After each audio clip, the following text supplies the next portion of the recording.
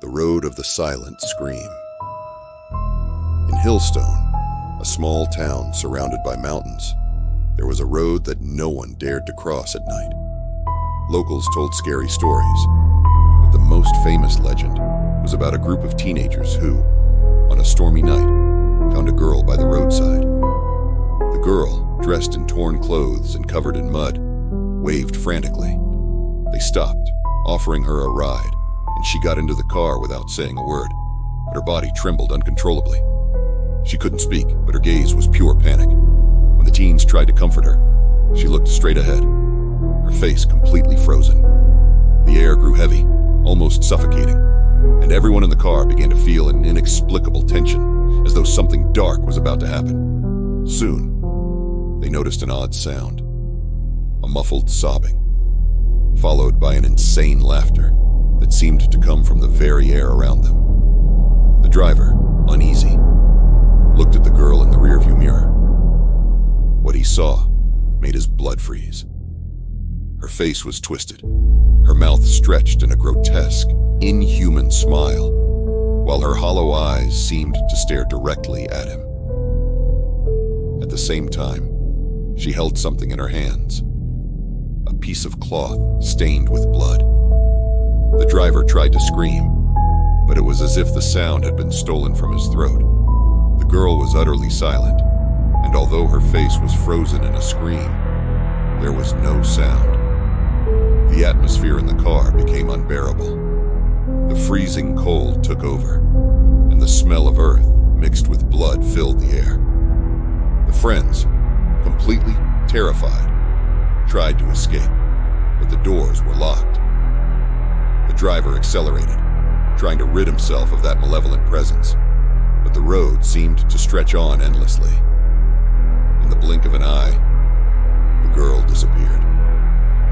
When they looked at the back seat, there was only the blood-stained cloth, which began to crumble into dust. They were never the same again. The girl in the rain, Marcos, was a skeptic, an experienced truck driver who didn't believe in horror stories.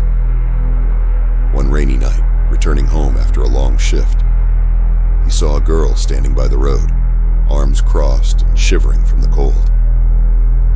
Although he knew the risks of offering a ride to strangers, something about her desperate expression moved him. He stopped and opened the door. The instant she entered, a cutting chill filled the cab, so intense that Marcos could see his breath forming small clouds in the air. The stench of decay and damp earth intensified, but he stayed calm. The girl sat in silence, looking down, her face hidden by her soaked hair. As he drove, he tried to make small talk, but she only mumbled incomprehensible words. Marcos looked at her in the rearview mirror and saw that something was very wrong. Her face seemed disfigured, twisted into a macabre smile that froze his blood. He averted his gaze, feeling a wave of panic, and began to realize that the car was no longer under his control. It was as if an invisible force were driving for him. When he looked again, he saw that the girl's eyes were completely black, lifeless. She whispered in a voice that seemed to come from a distant, dark place. "You will see what is hidden, even if you don't want to." At that moment, the GPS, which had never been programmed for a destination, started showing a route. When he tried to stop, the girl simply vanished, leaving only an overwhelming sense of emptiness and an echo of her voice that never left his mind. Since that day, Marcos fears every trip home on rainy nights. The ride to nowhere.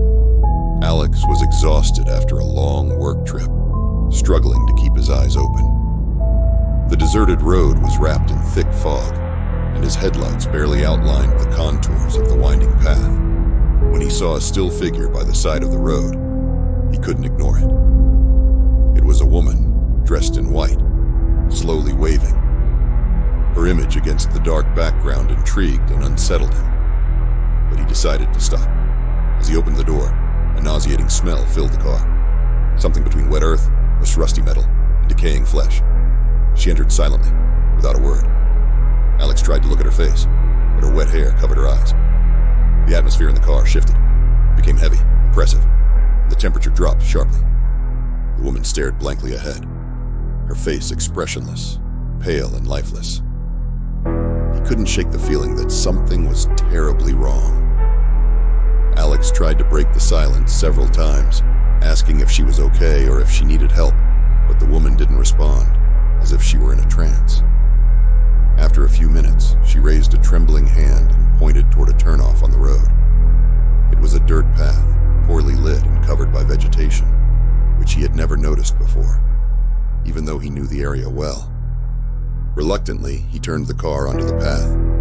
The GPS showed something unusual, a point on the map he'd never seen.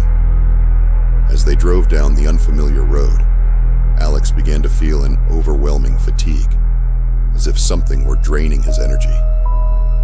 The atmosphere became claustrophobic. The trees around them seemed to close in on the car, creating the sensation that they were being swallowed by the forest. The woman started to murmur in a low, dragging tone, in an unknown language. Alex felt chills, as if an invisible presence were watching him. He noticed that the woman's face was changing.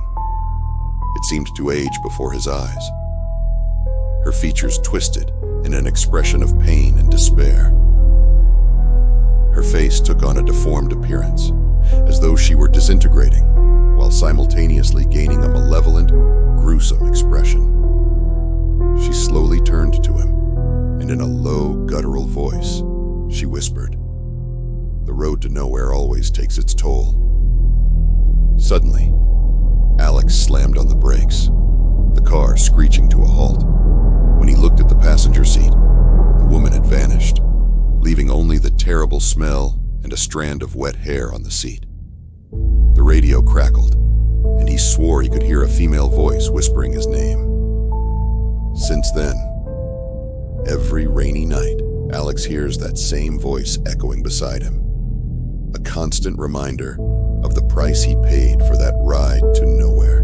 Or the mysterious passenger Carlos, a veteran truck driver, always laughed at urban legends of ghostly hitchhikers. One night, as he drove down an isolated highway, he saw a man standing by the side of the road.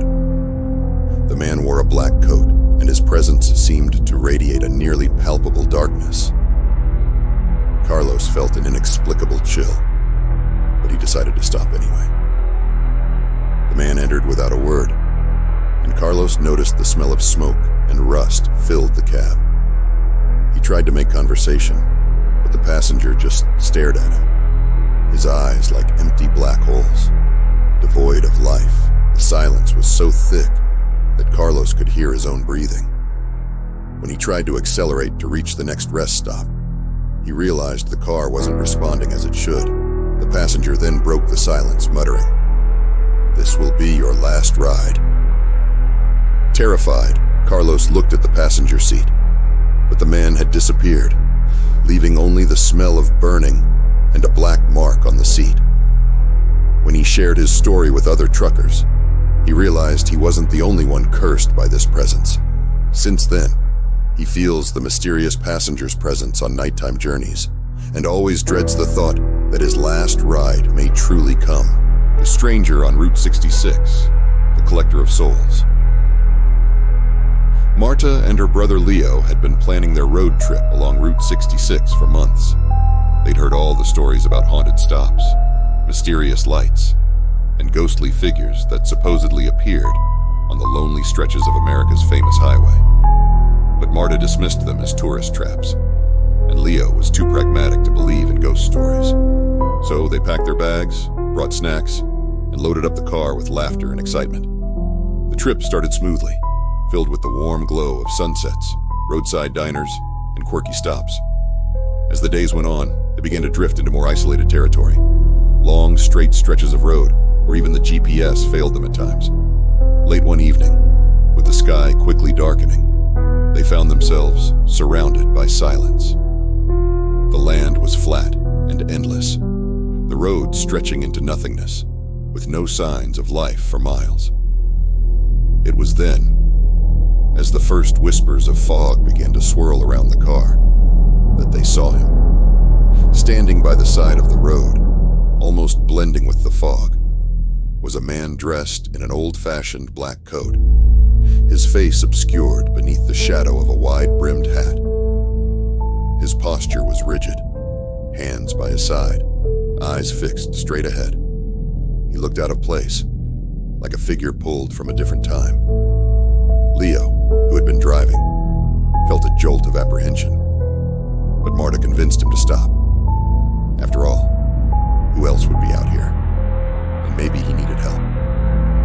Leo slowed the car and rolled down the window. "Need a ride?" he asked, forcing a friendly tone. The man nodded, almost mechanically, and without a word, he climbed into the back seat. As he sat down, the temperature in the car plummeted.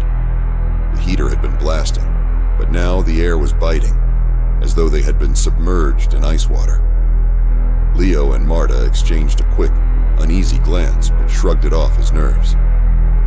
However, as they pulled back onto the road, Marta noticed that her breath was visible in the car's rearview mirror. That was impossible. It wasn't that cold, was it? The stranger sat rigid, never blinking, never shifting his gaze from the road ahead. His silence was as unnerving as the thickening fog around them. Trying to ease the tension, Marta turned and asked, "Where are you headed?" The man didn't respond. Instead, he let out a low, almost inaudible murmur, a sound that didn't seem to come from his throat, but rather from somewhere deep inside him. Marta leaned closer, struggling to make out what he was saying. She caught fragments, words like "the road" and "souls," mixed with something that sounded like a warning. "What did you say?" Leo asked, his voice tense. He kept glancing in the rearview mirror, where the stranger's face remained hidden beneath the brim of his hat. But his eyes, those eyes, were fixed on Leo's reflection, cold and devoid of any warmth. Suddenly, the stranger spoke, his voice hollow and distant. "I collect them. The lost souls, the ones left behind. They call to me from the road." Marta felt a chill crawl up her spine. She tried to laugh it off, muttering about how every hitchhiker had a spooky story to share. But her voice sounded weak, almost hollow.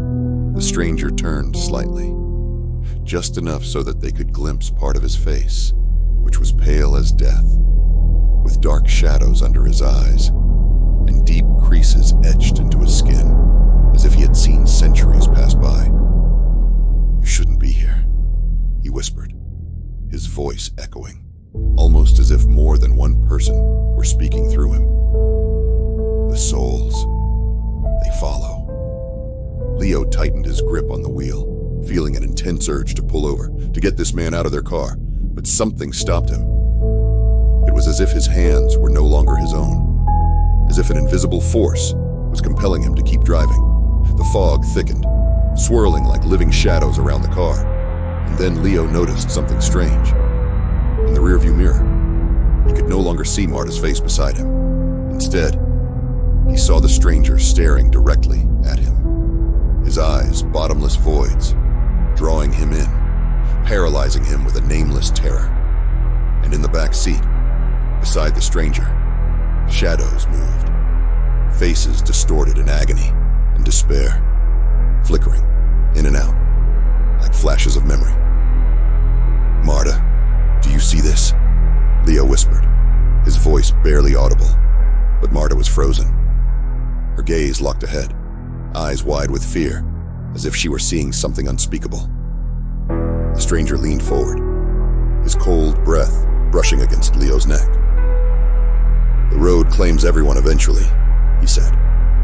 His hand rested on Leo's shoulder, ice cold and clammy, sending a violent shiver through Leo's body. "You can run, but it will find you. I am just a guide, a messenger." Leo's hands began to shake. The road ahead seemed to stretch infinitely, as though they were driving in circles, unable to escape this nightmare. Shadows flickered in the fog, forming faces. Faces that Leo recognized. Friends, family members, people he knew were alive, or had been until this moment. Their faces twisted in silent screams, pleading, as if they were trapped in some unseen realm just beyond the fog. Desperate, Leo finally found the strength to pull over. He and Marta bolted from the car, their breaths coming in ragged gasps. But when they looked back, the stranger was gone, leaving only the lingering scent of decay and a low, whispering murmur that echoed through the fog. As they stood there, trying to collect themselves, they realized something horrifying. In every reflective surface around them, from the side mirror of the car to a puddle on the ground, the stranger's face stared back at them, a sinister, knowing grin on his ghastly face. And even now, months later, every time they catch their reflections, whether in mirrors, windows, or even in their dreams, they still see him, waiting, watching. A grim reminder that one day, he'll return to collect what he came for.